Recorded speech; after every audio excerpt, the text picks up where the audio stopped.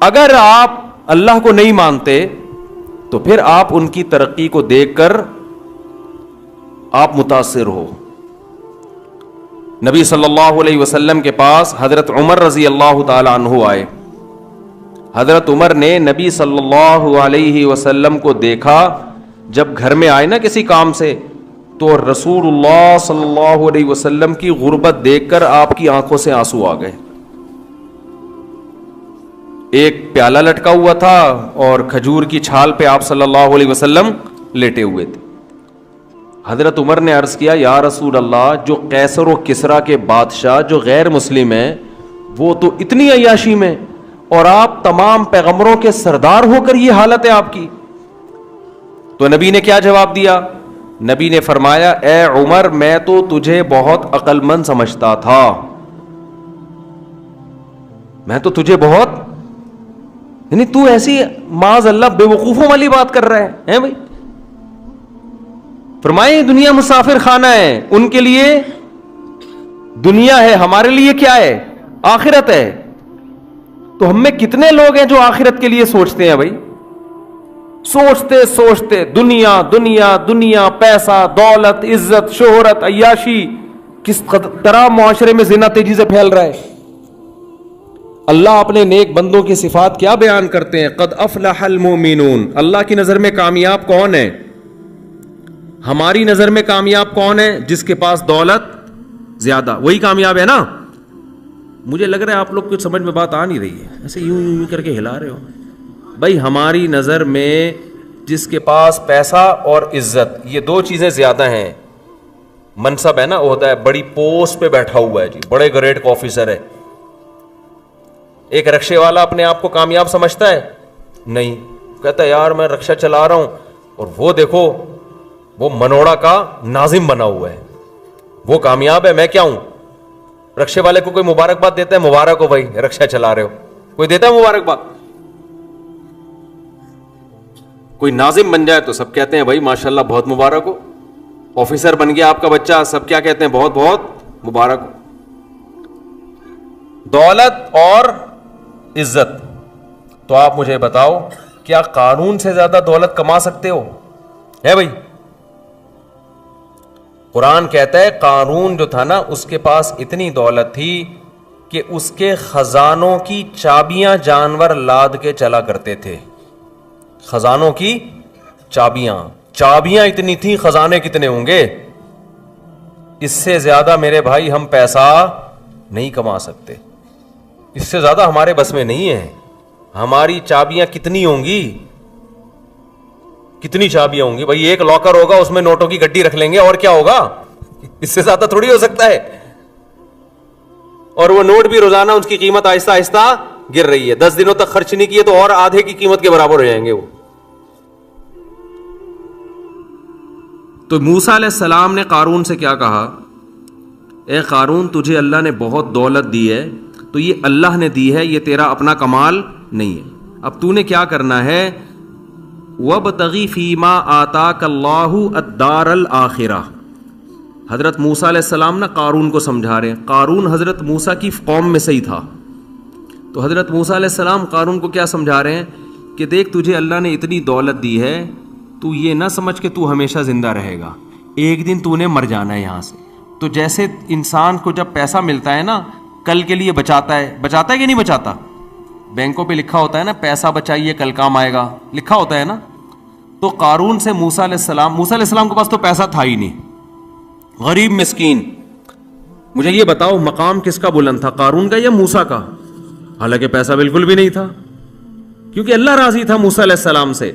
تو موسیٰ علیہ السلام نے قارون سے کہا کہ اللہ نے تجھے اتنا پیسہ دیا, اتنی دولت دی, تو ہمیشہ دنیا میں نہیں رہے گا, ختم ہو جائے گا. جیسے تو اس پیسے کو انویسٹ کر کے اور مزید پیسہ بناتا ہے نا, تو آخرت کے لیے بھی انویسٹ کر. مرنے کے بعد تیرے وہ پیسہ کام آئے گا جو آخرت کے لیے بھیجا. غریبوں کو کھلا, دین کی اشاعت پہ خرچ کر, رشتہ داروں پہ خرچ کر. وَابْتَغِ فِي مَا آتَاكَ اللَّهُ الدَّارَ الْآخِرَةَ. جو دولت اللہ نے تجھے دی ہے اس سے آخرت کی بھی فکر کر. ایک حکم موسیٰ علیہ السلام نے یہ دیا. دوسرا موسیٰ علیہ السلام نے یہ حکم دیا, احسن کما احسن اللہ الیک.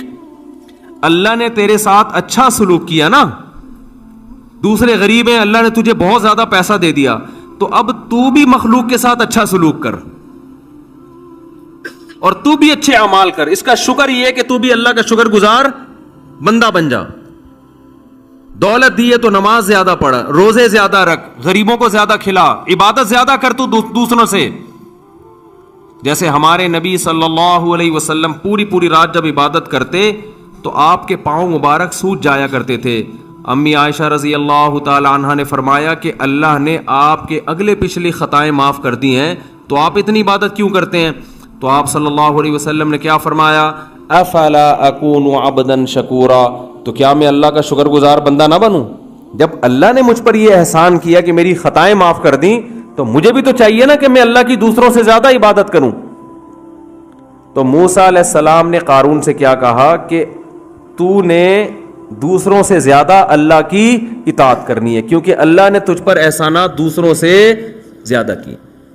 قارون کو موسیٰ علیہ السلام کی یہ نصیحت بالکل بھی پسند بولو نہیں آئی. دولت کے نشے میں انسان کو تھوڑی مولویوں کی باتیں اچھی لگتی ہیں. ہم جب تاجروں کو بتاتے ہیں نا اس طرح سے تجارت حلال ہے, اس طرح سے حرام ہے, تو بعض تاجروں کو غصہ آتا ہے کہ یہ مولوی بزنس میں کباب میں ہڈی کیوں بنتے ہیں, ہمارا مرضی یار, جیسے چاہیں پیسہ کمائیں. ہوتا ہے کہ نہیں ہوتا؟ علماء بتاتے ہیں بھائی یہ جو تم چیز خرید رہے ہو, خرید کے آگے ابھی قبضے میں لیے نہیں اور آگے بیچ رہے ہو, تو اپنے قبضے میں چیز لیے بغیر آگے بیچنا اسلام میں کیا ہے؟ جائز نہیں ہے. کہتے ہیں جاؤ تم مسجد کا ملا, تم نماز پڑھو مسجد میں, یہ کیا اب ہم تم سے پوچھ کے کاروبار کریں گے کیا؟ تو جب پیٹ بھرا ہوا ہوتا ہے نا انسان کا اور جیب بھری بھی ہوتی ہے, تو پھر مولویوں کی باتیں سمجھ میں نہیں آتی, اور مولوی بالکل بھی اچھے نہیں لگتے, بالکل بھی اچھے نہیں لگتے. میں نے ایک جگہ نکاح پڑھایا, تو جیسے ہی نکاح پڑھایا دولہا کی سالیاں والیاں ساری جوان لڑکیاں آ کے بیٹھ گئیں نا ادھر ادھر, ہاں یوں کر کے جیسے فری ہو جاتی ہیں. تو میں نے کہا بھائی یہ تو جائز نہیں ہے یار, یہ سالیاں دولہے کی کیا لگتی ہیں جو اتنا فری ہو رہی ہیں آ کے. تو دولہا کو غصہ آنا شروع ہو گیا. دولہا بولا یہ مولوی کو ہمارے ذاتی معاملات میں کیوں دخل دے رہا ہے؟ تو کہتے ہیں لوگ کہ مولوی کا کام ہے نکاح پڑھائے اور پتلی گلی سے نکلے بس. یہ آج کے معاملہ نہیں ہے, یہ پرانی سنت ہے. جب شعیب علیہ السلام نے اپنی قوم کو سمجھایا کہ ناپ تول میں کمی مت کرو, وہ قوم کیا کرتی تھی؟ کسٹمر کو ٹھگتی تھی. یہاں بہت سے لوگوں کا مچھلیوں کا کام ہوگا نا, تازہ مچھلی کا آرڈر آیا, 4 مچھلیاں تازہ, ایک اس میں باسی پہنا دی کسی کو, جو میرے ساتھ بہت دفعہ ایسا ہوا ہے. میں نے کہا بھائی تو ڈبل قیمت لے لے لیکن تازہ مچھلی دے. اس نے تازہ دے دی, درمیان میں ایک, لوگ کرتے ہیں, پاکستانی تو مشہور ہے اس کام میں. تو شعیب علیہ السلام نے اپنی قوم سے کہا کہ تم تجارت میں 2 نمبری مت کیا کرو, 2 نمبری نہ کیا کرو. کیوں؟ انی اراکم بخیرن, تم قحط زدہ لوگ نہیں ہو. ایک آدمی بھوک سے مر رہا ہو نا, تو وہ تو دوسرے کی جیب سے چھین کے بھی کھا سکتا ہے کہ بھائی میں تیرے کو بعد میں پیسے دے دوں گا, پہلے میں زندہ تو رہوں نا. کیا خیال ہے؟ اب آپ کو 1 مہینے سے روٹی نہیں ملی, آپ بھوک سے مر رہے ہو, کوئی بندہ روٹیاں لے کے جا رہا ہے, تو شریعت بھی اجازت دیتی ہے بھائی جان بچانا پہلے فرض ہے. آپ اس سے جا کے پہلے تو آرام سے مانگو, نہیں دے تو آپ بولو میں تیرے کو پیسے بعد میں دے دوں گا, کما کے ابھی مجھے کھانے دے. تو شعیب علیہ السلام نے اپنی قوم سے کہا کہ تم قحط زدہ لوگ نہیں ہو, کھاتے پیتے لوگ ہو, تمہیں 2 وقت پیٹ بھر کے روٹی ملتی ہے, تو تم کیوں کسٹمر کے ساتھ دھوکہ کر رہے ہو؟ یہ کس کے الفاظ تھے؟ شعیب علیہ السلام کے. تو قوم نے کیا جواب دیا؟ اصلاتک تأمرک ان نترک ما یعبد آباؤنا او ان نفعل فی اموالنا ما نشاء. کیسے زبردست آیت ہے کہ اے شعیب تو نماز پڑھتا ہے, روزے رکھتا ہے, اللہ اللہ کرتا ہے, ہمیں بالکل بھی برا نہیں لگتا, تو بہت اچھا لگتا ہے تو نماز پڑھتا ہو, تو نماز پڑھتا ہے, اللہ سے دعائیں مانگتا ہے, بڑا مزہ آتا ہے تجھے دیکھ کے, بڑا روحانی سکون ملتا ہے, دل چاہتا ہے تجھ سے دم کرواؤ. لیکن یہ جو تو کہتا ہے نا یہ کرو یہ نہیں کرو, یہ ہمیں بالکل بھی اچھا نہیں لگتا, یہ ہمیں بالکل بھی پسند آپ لوگ منوڑا کے لوگ، آپ کو بالکل بھی پسند والا لطیفے کا نہیں پتا میرا خیال ہے، اس لیے آپ کو مزہ نہیں آ رہا اس میں. وہ ایک آدمی نا کہیں رشتہ لینے کے لیے گیا، سنو پھر مزہ آئے گا، یہ بالکل بھی پسند نہیں. ایک آدمی کہیں رشتہ لینے کے لیے گیا تو لڑکی والوں کو لڑکا پسند نہیں آیا. لڑکا گھر آ گیا واپس، تو لڑکی کے باپ نے لڑکے کو فون کیا. لڑکے نے فون اٹھایا، جی ارشاد. تو کہنے لگا بیٹا آپ ابھی ہمارے گھر آئے تھے نا میری بیٹی کے رشتے کے لیے، آپ وہی بات کر رہے ہیں؟ اس نے کہا جی میں وہی بات کر رہا ہوں. بیٹا میں آپ کو یہ بتانا چاہتا تھا کہ آپ مجھے بالکل بھی پسند نہیں آئے. اس نے کہا ٹھیک ہے انکل کوئی بات نہیں، اگر میں پسند نہیں آیا، آپ نے انکار کر دیا، کوئی ایسی بات نہیں. اس نے کہا بیٹا بات تو سنو، ابھی فون نہ رکھو. بیٹا ہم نے آپ کو انکار کیا ہے، میں آپ کو دل سے بتاؤں ذرا بھی پسند نہیں آئے آپ. اس نے کہا ٹھیک ہے انکل آپ نے بتا دیا نا میں پسند نہیں آیا تو ٹھیک ہے میں رشتہ نہیں کرتا، ختم ہو گئی بات. بیٹا ایک میں فون نہیں رکھنا، ابھی ایک بات سن. دیکھو کہیں سے تھوڑا سا بندہ پسند آتا ہے نا، کوئی پرسنالٹی پسند آتی ہے، کسی کے بات چیت کا اسٹائل، کسی کا خاندان، کسی کا پیسہ، کچھ بھی پسند نہیں آیا ہمیں آپ. اب اس کو آنے لگا غصہ، وہ گالیاں دینے لگا. اچھا تو جب وہ گالیاں دینے لگا نا تو اس نے کہا ایک منٹ میری وائف سے بات کریں. اب لڑکے کو خیال ہوا شاید اس کی وائف کوئی صحیح بات کرے، تو وائف نے فون اٹھایا. بیٹا ایک منٹ ذرا میری بات سنیں. جی آنٹی کیا کہنا چاہتی ہیں؟ دیکھو بیٹا مسئلہ یہ ہے کہ آپ مجھے بھی بالکل پسند نہیں آئے. ٹھیک. اس نے کہا آنٹی یہ بات انہوں نے بتا تو دی تھی. کہہ رہے نہیں، میں نے کہا شاید آپ سمجھ رہے ہو کہ مجھے آپ پسند آئے ہو، تو میں نے کہا میں کلیئر کر دوں کہ مجھے بھی آپ بالکل بھی پسند نہیں آئے. تو آنٹی پھر کیا کروں گے؟ کہیں سے کچھ بندہ سمجھ میں آتا ہے نا. اچھا چلو میری بیٹی سے بات کرو. وہ خوش ہو گیا شاید یہ کچھ کرے. بیٹی نے کہا آپ میرے رشتے کے لیے آئے تھے، مجھے بھی بالکل بھی پسند نہیں آئے. اس کو آ گیا غصہ اور یہ گالیاں دینے لگا.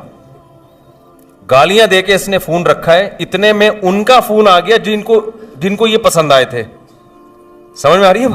کہیں اور بھی پیغام بھیجا تو ان کی طرف سے ہاں والے کا فون آ گیا.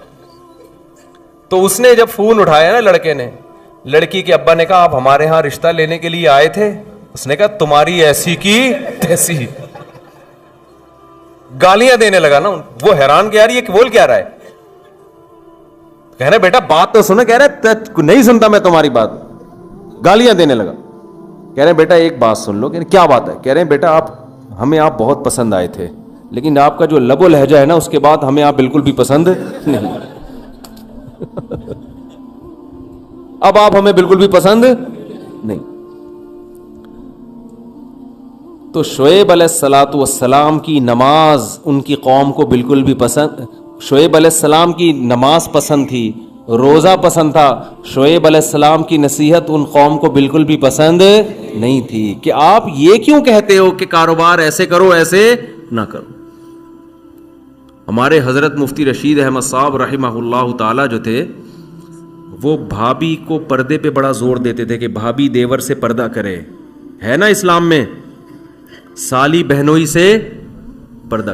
جب شادی ہوتی ہے آپ کی کسی خاندان میں تو وہ لڑکی تو آپ کی محرم بن جاتی ہے، اس کے علاوہ اس کا کوئی، اس کے والد بھی آپ کے سسر اور اس کی ماں بھی آپ کی ساس، اس کے علاوہ میرے بھائی کوئی محرم والا رشتہ آپ کا اس کے ساتھ قائم نہیں ہو. گھروں میں پردہ ختم ہو گیا. آپ سے کوئی پیسے بڑھانے کی بات کرے آپ کان لگا کے سنو گے کیا کہہ رہے ہیں. کوئی آ کے بتائے نا ایک نیا بزنس آیا ہے، کان لگا کے سنو گے. کوئی آپ سے کہے یار تمہارے گھر میں پردے کا نظام نہیں ہے، یہ غلط ہے، اللہ ناراض ہوتا ہے، کیسے آدمی دھتکارتا ہے. بھائی کوئی اور بات کر یار، یہ کیا ٹاپک لے کے بیٹھ گیا یار، یہ تو مولویوں کی باتیں، تو ادھر سے فضول باتیں کر رہے ہیں. ہوتا ہے کہ نہیں ہوتا؟ آپ کو یہ باتیں بالکل بھی پسند نہیں ہیں، لیکن اللہ کو یہی باتیں، اللہ کو سب سے پہلے یہ دیکھنا ہے میرا کون کتنا ہے، میں نے کھلایا، میں نے پیدا کیا، میرے حکام کو کیوں نہیں مانتے. قرآن میں اللہ تعالیٰ نے نا ایک ایک رشتے کی تفصیل بیان کی ہے.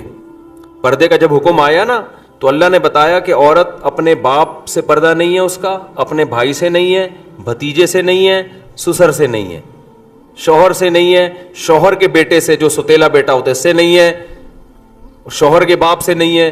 پوری ڈیٹیل اللہ نے بتا دی. کیا مطلب؟ ان کے علاوہ عورت کا سب سے پردہ ہے. تو آپ پردہ تو عورت پہ فرض ہے، آپ پہ فرض نہیں ہے.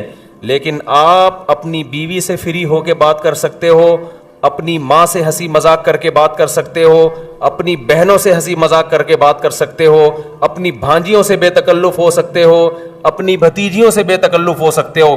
اس کے علاوہ کسی اور جوان عورت سے آپ کو بے تکلف ہونے کی اجازت نہیں ہے. اگر آپ بے تکلف ہوگے لوگ آپ کو براڈ مائنڈڈ کہیں گے, بڑا کشادہ ظرف کا آدمی ہے. اللہ کی نظر میں آپ کی حیثیت 2 ٹکے کی نہیں رہے گی. دنیا کے ہاں اچھا ہونے کے معیار کچھ اور ہیں, اللہ کے ہاں اچھا ہونے کے معیار کچھ اور ہیں. یا صالح قد کنت فینا مرجوا قبل ھذا, جب تک صالح علیہ السلام نے اپنی قوم کو تبلیغ نہیں کی تھی اس وقت تک صالح علیہ السلام اپنی قوم کی نظر میں بڑے اچھے تھے اور بڑی امیدیں قوم نے لگائی ہوئی تھیں. جہاں انہوں نے یہ کہنا شروع کیا کہ بت پرستی مت کرو, یہ حرام ہے, یہ حلال ہے, اسی وقت سے وہ قوم کی نظر میں گر گئے. لیکن اللہ کو صالح علیہ السلام سے اتنی محبت, ان کے دنیا سے جانے کے بعد بھی قرآن میں اللہ ان کا تذکرہ کرتا ہے بار بار. مشرکین مکہ کی نظر میں ابو جہل ابو لہب کی حیثیت تھی, قوم کے سردار, بڑے خوبصورت. ابو لہب کو ابو لہب کیوں کہتے ہیں؟ بعض مورخین نے لکھا ہے کہ اتنا خوبصورت تھا کہ اس کے جو رخسار ہے نا آگ کے انگارے کی طرح چمکتے تھے. لہب عربی میں انگارے کو کہتے ہیں. اور بلال حبشی کیا تھے؟ سیاہ رنگ کے, موٹے ہونٹ, اجمی, غلام. لیکن جنت میں قدموں کی آہٹ کس کی سنی گئی ہے؟ حضرت بلال کی. ابو جہل کی, ابو لہب کی نہیں سنی گئی. اللہ کی نظر میں بلال حبشی کا مقام زیادہ, عرب کے سردار کا مقام کم. فرعون, جب موسیٰ علیہ السلام نے فرعون کو دعوت دی ہے نا تو فرعون غربت کے تانے دیتا تھا موسیٰ علیہ السلام کو. کس کے تانے دیتا تھا؟ آج دولت مند کی نظر میں غریب کی کوئی حیثیت ہی نہیں ہے, وہ کہتے 2 ٹکے کا آدمی نہیں ہے یہ. فرعون یہی تانے دیتا تھا موسیٰ علیہ السلام کو. جب موسیٰ علیہ السلام نے فرعون کو سمجھایا نا کہ اس خدا پر ایمان لے کر آ, تو ظلم کرنا چھوڑ دے, ایک خدا کو مان, اس کی عبادت کر, تو فرعون نے بجائے ماننے کے قوم کو کہنا شروع کر دیا کہ یہ مسکین آدمی, معاذ اللہ, نقل کفر, غریب آدمی, اس کے ہاتھ میں سونے کے کنگن نہیں ہیں, میرے ہاتھ میں سونے کے کنگن ہیں. اس کے باغات نہیں ہیں, میرے پاس باغات ہیں, میرے باغات میں نہریں بہتی ہیں, ان کے پاس سر چھپانے کا چھپڑا نہیں ہے.